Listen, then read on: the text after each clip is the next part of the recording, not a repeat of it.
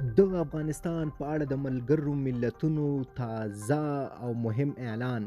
د ملګرو ملتونو امنیت شورا د افغانستان نوی حکومت باید منځوي نشي.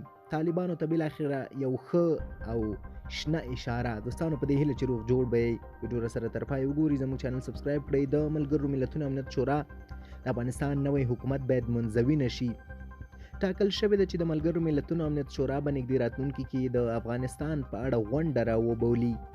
راپورونه وایي چې امنیت شورا به د اسلامي امارت تر واک لاندې د افغانستان پر رول خبرې اترې وکړي. د ملګرو ملتونو امنیت شورا وایي چې د دې غونډې تمرکز به له اسلامي امارت سره د اړیکو پر څرنګوالي وي. هغوی توصیه کړې ده چې د افغانستان نوی حکومت باید منځوي نشي. ملګري ملتونه د څرګندونې وروسته تر هغه کوي چې تر دې وړاندې یې په افغانستان کې بشري وضعیت ګواښونکی بللی و او له نړیوالې ټولنې څخه یې غوښتنه کړې وه چې د بشري ناورین مخنیوي په موخه له دغه هیواد سره خپلو بشري مرستو ته دوام ورکړي.